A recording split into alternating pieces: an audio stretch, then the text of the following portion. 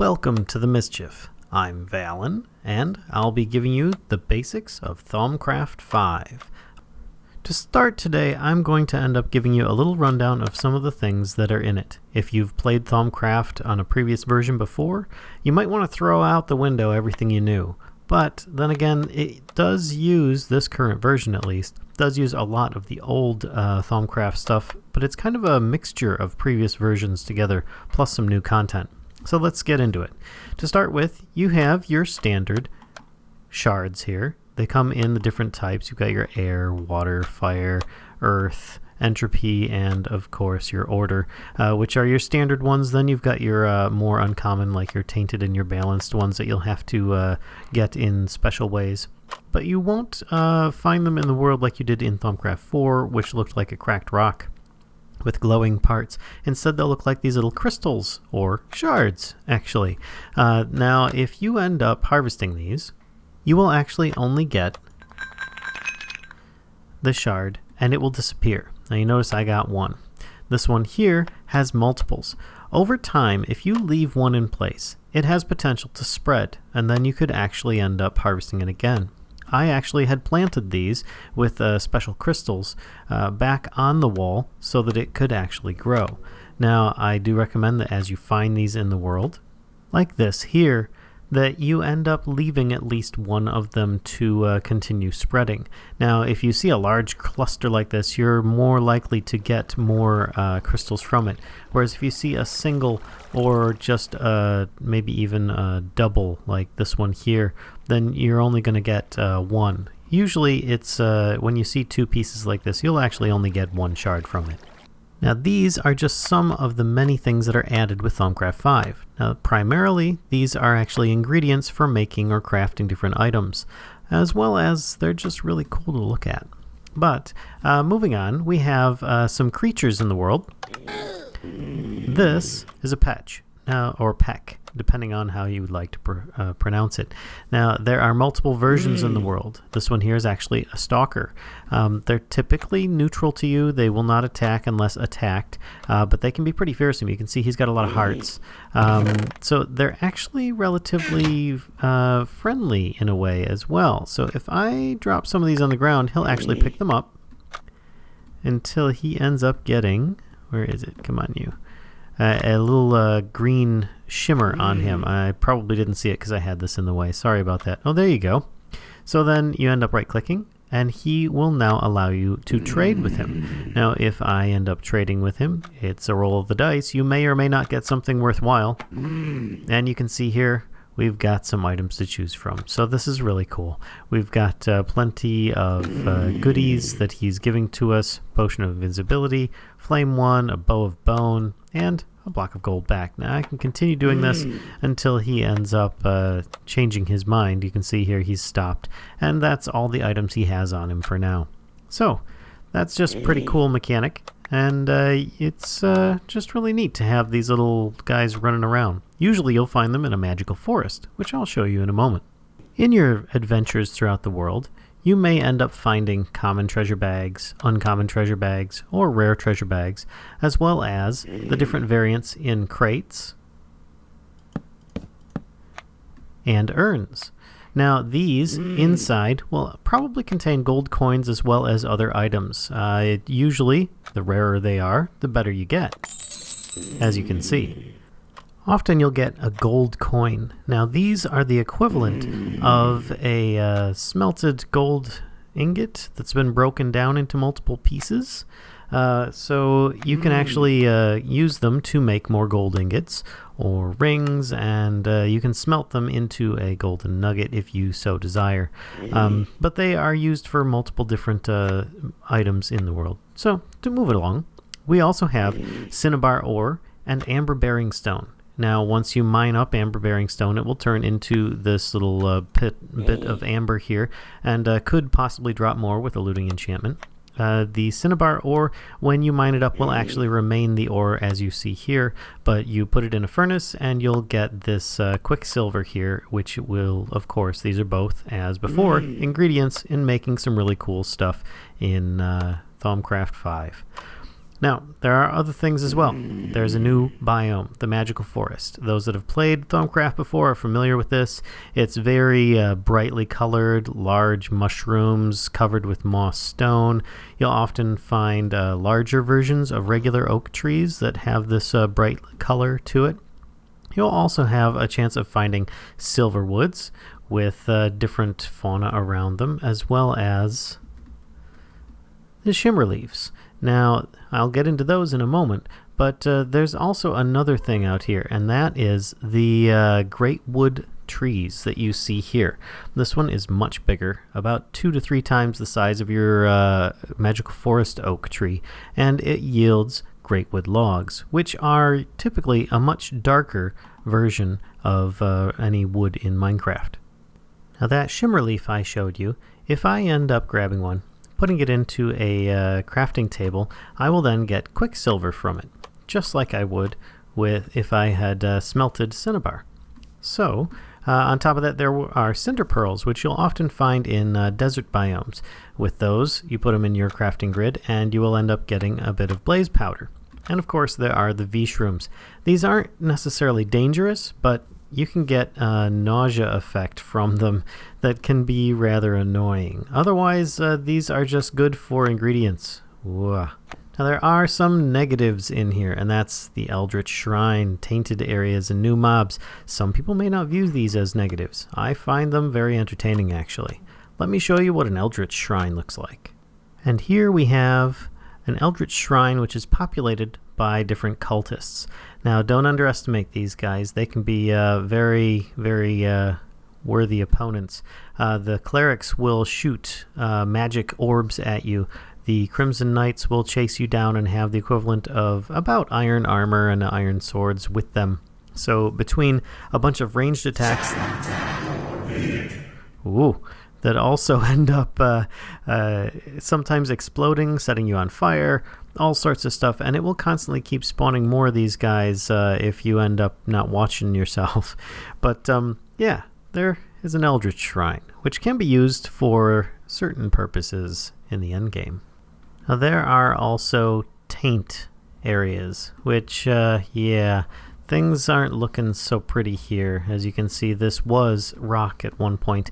I ended up putting down some plants to try and help control it, but as you can see, a large portion of this tree has pretty much been melted away due to the taint in the area, which can be a very negative thing. You don't want to spend much time handling or touching taint, nor do you want to end up running into the creatures that can be converted from it either. So there's plenty of new mobs as well. You may find little wisps floating around the world shooting electrical bolts at you. You may find new creatures in the nether or in alternate dimensions. So it can be very interesting and dangerous, but I find it just to be a good challenge myself. Now we also have new enchants. This is the same as previous Thaumcraft, where there's a haste enchant that you can put on your footwear to speed your step, as well as the repair enchantment, which uses the power in your magic wand to slowly repair your armor. So enough with this brief introduction into Thaumcraft 5. Let's get you into what you need in order to get going in there. So to start, you're going to need a couple of scribing tools here, and you'll want to make at least 2 of them. Feather, ink sac, and glass bottle should do it. You can actually mix these and match them as you want in that corner there, and you should get the scribing tools. So get a couple of those. Get yourself a couple tables here, wood tables to be specific, which is just 3 slabs, 2 pieces of wood. We'll get you one of those. Next, you're going to want some caps. You get yourself a couple of iron ingots. You turn them into iron nuggets by putting them in a crafting grid, and they will turn into nuggets. Then you make 2 of these. You then take those 2 caps, put them at either end of a stick, and you get yourself an iron-capped wooden wand, which, if you look in my top left corner there, let's see if I can actually highlight it enough. There we go. You can actually see that there are arrows going, and those meters are filling up. You now have 100 V in this wand. And the V is basically like a magical power of the different elements that there are. So as that slowly fills up, we now have more ability to use this wand to make magical recipes or use foci with it to cast magical spells. So now that I've got a wand, what the heck do I do with it? Well, there's a book, a guidebook. If you remember the vanilla recipe for a bookshelf, then you can make yourself this here, set it down, take your newly found wand or newly made wand and right click it. Poof. I love the new effects on this. You get yourself a Thaumonomicon, which is fantastic. You'll also want to make sure you get yourself a whole lot of paper because you're going to need that. So, the Thaumonomicon. This is really cool. It's actually been improved over the last version considerably. If I right click it, I open up and I have multiple tabs here on the left. So your basic information is going to be on the front page. Well, if you're having difficulty in actually seeing any of this, you can actually scroll out with your mouse wheel and you can end up zooming by looking at it. And I'm just left click holding by dragging this around. It's really, really cool. I do like the new enhancements for this. Also, if you're looking for a topic, you can actually go down here to search, click on it, and you can choose the topic, type in the name, or you can even click here and get the recipe for how to make it, which is quite nice. If you want to get back, just click on the tab that you were on before. So, there are different properties that you can see here. There's a whole bunch of little circular icons, and there are multiple tabs. I can click through. Let's scroll out a little bit here so you can see how big this is. And there's a lot to learn here. And not everything is even listed on this page. There's probably a few secrets that don't show up until you've got the proper things unlocked. But there is Alchemy. Actually, we were on Thaumaturgy, which is more or less wand use. Alchemy, which is more or less based around the Crucible, which is a cauldron. And then there's Artifice, which is all mixed up with all sorts of interesting and wonderful things. There is one more on here as well, but I have not unlocked it on here yet. I'm sure there is something that might be unlocked at some point. But if you remember anything about golems from before, well, throw all of that out the window because golems are changed 100%. Even their look is a little bit different. You can see he's got little claw hands and stuff. So these guys work entirely different. But we'll get to that in a much more future episode. So, getting into the basics here. We have hexagons, squares, and circles on the Thaumcraft, or Thaumonomicon. You can see there are circles, there's squares, hexagons. What the heck is that? And then there's this purple stuff going on around here. Well, essentially, the circular ones are your basic research. If you don't already have it unlocked, I recommend you do so. If you go into here and you end up choosing a square one, you can actually purchase these with a research note. Now, a research note will be obtained if you have paper, as I accidentally broke that on the ground there, and scribing tools in your inventory. As you can see, I have paper and scribing tools in my inventory. So therefore, if I choose something here that's blinking, that means I have access to it because I've already learned the previous requisite for it. I can then click on it, and a research note is added to my inventory, which is wonderful. Therefore, I can start research on that straight away with a research table. Get into that in a second. Also, there are hexagons. Well, hexagons you can purchase once you've reached the unlock for it with experience levels. So if you have, here we go, if you have experience levels, which I may have given myself a few too many experience levels for this demonstration, you can then just click on it and it will cost you 3 experience levels. There we go, I now know Arcane Bellows. Now the purple stuff here that I was talking about, that usually means forbidden knowledge, mostly harmless.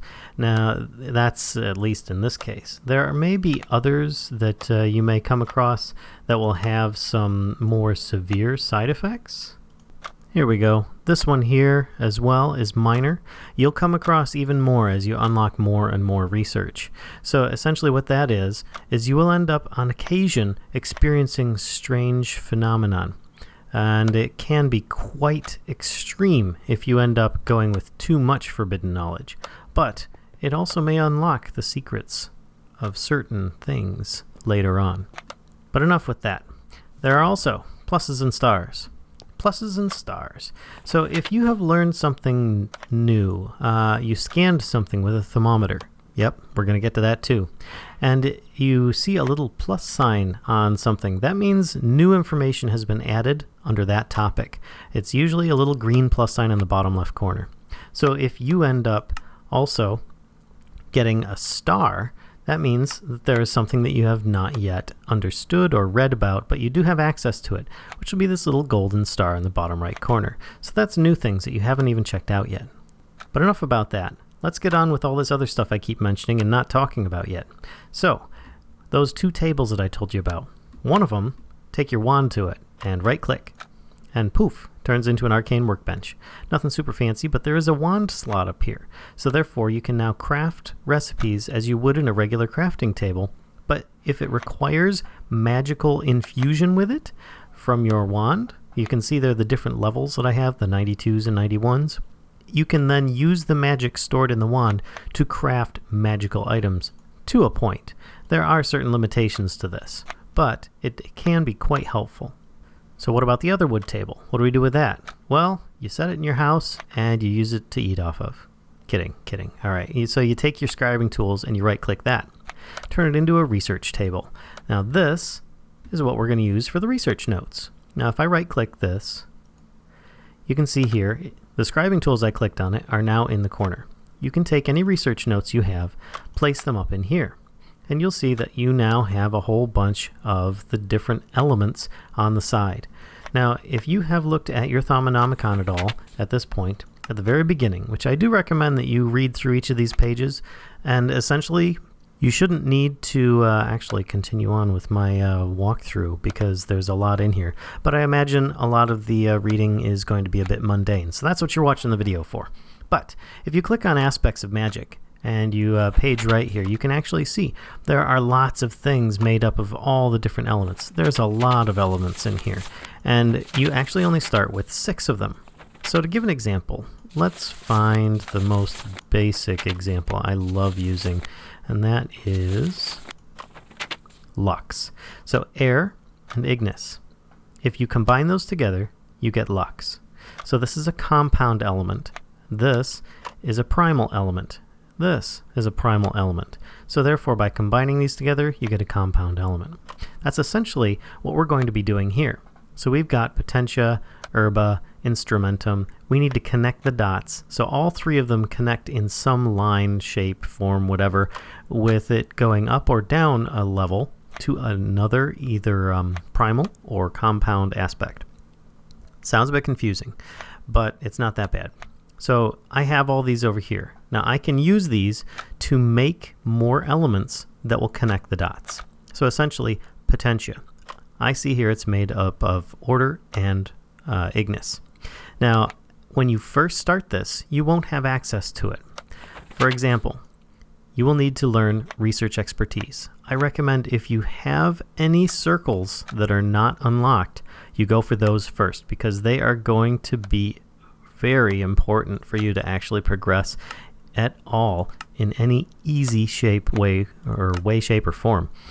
So first thing you should do, research expertise. Then I highly recommend you do research mastery. Don't worry about the forbidden knowledge. It's mostly harmless. And then anything else that is circular, you should then go for those as well. But these 2 are going to make your life infinitely easier. So by unlocking research expertise, it essentially allows you a possibility of getting back a research point. It'll also allow you to see the aspects like I just showed you, and it gives you the ability to consume a knowledge fragment to add 1 point to each primal. And what that means is that this here is how many I get for a research note. Now let's say I lose this research note. Oh no, what do I do? Well, you go back into Thaumonomicon, and you go find that research note again. There it is. You need scribing tools. Whoops, I ended up throwing mine away. Let me go get one. Alright, I've got them. Now, Thaumonomicon, and I can now click on it. I've got scribing tools and paper in my inventory. I get another note. And I put this node in here, and the numbers might be slightly different. Some might have 6s, some might have 5s, some might have 7 or 8 or 9. It all depends on the research you're going for. It's a little different from the previous version of Thaumcraft for those that have played it before, but it also is very similar. This game is the same. This is not. So you're not actually running around scanning things to build up large amounts of these. Instead, every one of these research notes will have a predetermined number of primal aspects for you to use to make more of. Now, if you happen to have a knowledge fragment, you'll see this. Click to consume fragment and add one of each primal. So watch here. 6, 6, 6, 5, 6, 5. 7, 7, 7, 6, 7, 6. Excellent. Every one of those that you use, you can end up increasing that. Also, knowledge fragments can be used when right-clicked to gain experience. So it can be pretty handy that way too. Back to research, rather. Here, I'm going to give myself another one just because I can. Alright, so to combine these together, we're going to have to go through a little bit of a recipe. Now luckily, I did already unlock Research Mastery. Research Expertise and Research Mastery. Now Research Mastery, that dangerous one, it's not actually dangerous, don't worry, allows you an even higher chance of regaining a research point if you end up taking it back, and a 10% chance of it not costing anything. Plus, you can shift-click on an aspect to create it in there much simpler. So, yeah, very, very easy. So, now, what I was talking about with this, let's say I take, this here is made up of Order and Ignis. Well, oh look, Potentia, Potentia. So, I can make more Potentia to connect these two together. So let's do that. Let's make Order and Fire. Order, Fire, and then I click them together. And there we go. And then I put this next to it, and you'll see that there's a line connecting this to that. Next, I want to get these to connect together. It's best just to work with a couple of them together and leave space to connect to the others later. But let's see, Order and Fire. Well, I'm going to need to get to these. If at this point you're a little bit lost with how to actually connect all of them together, like I said, just focus on one at a time. Order and Fire. Well, I know that I have Order. I've got more Fire than either one. So let's just do this, this, and then I actually can make another one, combine that together, and there we go. So we've connected one side. Yes, it was a bit wasteful, but you can see that I'm starting to run a little bit lower. Obviously, I used a couple knowledge fragments, yes, I know, but this is the advantage. You then can actually make a new research note if you use up too many of these and you're stuck somewhere. So you just throw away the old one, make a new one. But now we need to connect either Ignis, Potentia, or Instrumentum to Herba. So if you're not sure how to do this, I recommend then looking in your Thaumonomicon, and you'll find the aspects of magic. Well, let's see. Herba is made of Victus and Terra. Well, what the heck is Victus made of? Let's see here. Remember, this is all alphabetical. Victus is made of Terra and Aqua. That's not too helpful. But you can find out what Terra can be combined with. So, let's see here. Terra and Spiritus, not very helpful. Terra and Ordo, there we go. I know that there's some Ordo in there. So if we end up making Metallum, then we might be able to combine that with Ordo. This is made from Ordo. So let's just get that out there straight away. This is made here, here. Get us that Metallum. All right. And then we just drop one more order. And I messed that up. So that's all right. I can actually click this and have a possibility of gaining that back, but it didn't happen this time. Remember, it's just a chance that it could end up returning to you. So I'm going to put another one down here and a Terra over here. I know it's a bit messy, but hey, I actually didn't even need this one. I got a little carried away. Doesn't matter. I used a couple extra, big deal, but you take out the discovery and you right click it and you then learn it. Now I'm in creative, so therefore the discovery did not disappear. That's just why that happened. Now if I go in here, you can see I've got that gold star. I have not checked this out yet, and it's a new discovery for me. So therefore that's what this gold star is telling me. I can click on it and it can tell me that I can now upgrade my wand with a great wood rod. This allows up to 250 V of each type. V is a different kind of way of saying the power level in a wand or in the world. But we'll get into the different types of those in a moment.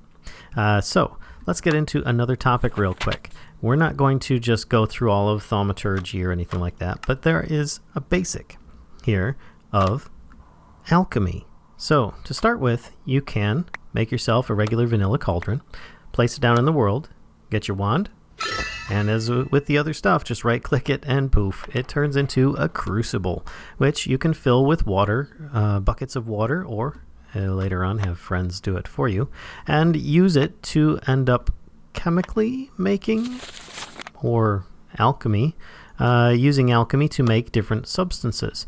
Nitor, for instance, which are, I've got a little bit of these different colored nitors around here. You can make different kinds of metals like alchemical brass. You've got your thaumium, pretty cool stuff. Brass plates, brass gears. Well, what are those for? There's lots of things that they're for, least of which is a golem. But that's just the beginnings of that. Another item that you will definitely want to make is going to be a thermometer.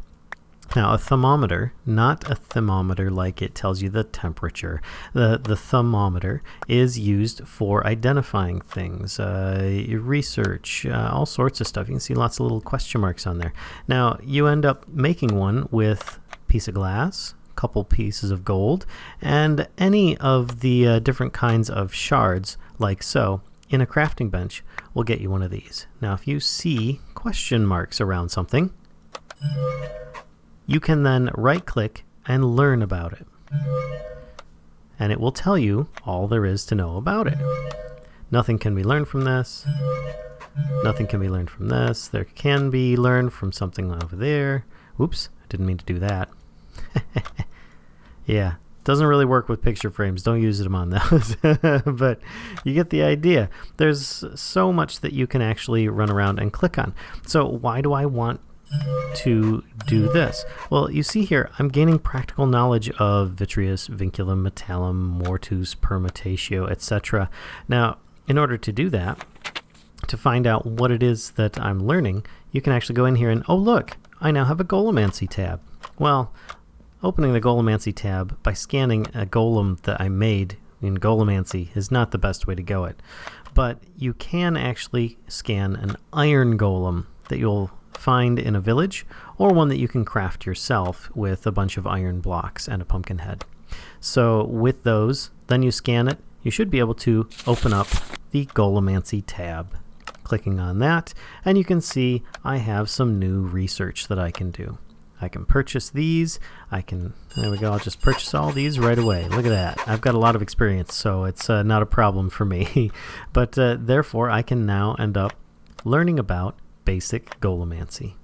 Something I did not show you is the different kinds of nodes that are around. Now, I've got these goggles here that I made with a little bit more advanced information that I'll show in another video, but you can go around and you can see there is a sinister node, which its effect on the environment is a little bit strange. It actually converts a nearby area to an eerie biome, as you can see on my little mini-map there. Now I have some flowers up here that specifically will help negate that power around those flowers, but it's definitely something to look at here. And we've got 67 air, but we also have things like this, which can be very negative as well, a tainted node. And with these goggles, I think I can see a few others too.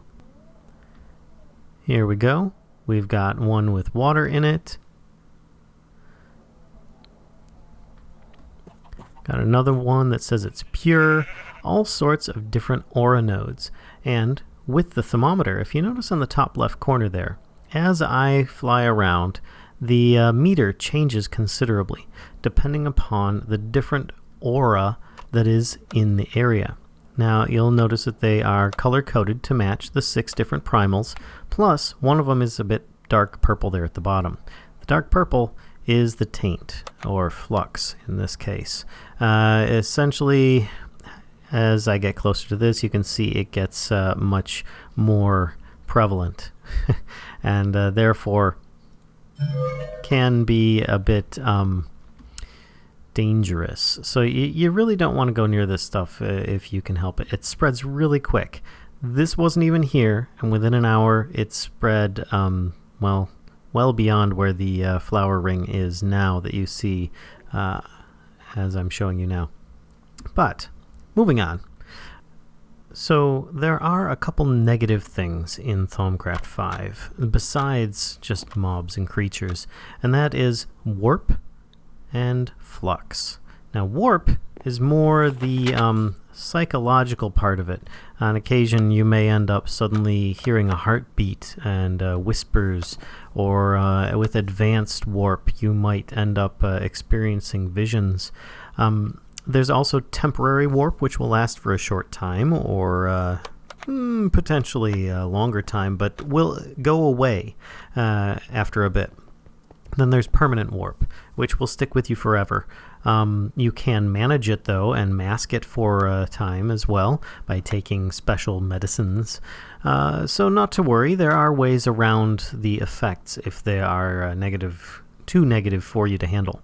Now, if the going by what the book even talks about with warp, flux, and all things bad, if warp is the mental version, then flux is the physical. This tainted area here is essentially an example of flux. So this is usually wasted magics or things that are influenced by nodes that are specifically tainted, like this one is here in this case. A tainted node is essentially causing a whole lot of negative flux in this area. So, plus, like I was saying, wasted magic, essentially recipes that they're not quite exact. You may have some excess or something, and it just spills into the atmosphere. Things of that nature typically end up lending itself to it. So if you notice, this node has 67 air in it. That's just a reflection of how strong it is. If you notice, I have my wand here, and it is currently increasing from the aura, which is essentially just the magic in the air, and it is not actually changing this sinister number down. It is, and I'm right-clicking, it's not drawing it from it, so this is not Thaumcraft 4, but it will actually instead just draw it from the aura around. So if I have my thermometer, I can press the F key, and it will actually drill down into each individual element and tell you how much there is in the area. So you can see that there is quite a bit of each one, even taint, in the nearby area. So in comparison to each other, though, you can see them on the full meter there. Pretty neat stuff. But I think that'll be it for today. We'll continue on with another episode working into Thaumaturgy next time. So, hope you guys enjoyed the video. If so, please give me a like, comment, subscribe, and share with anybody you think would find this helpful. And until next time, see ya.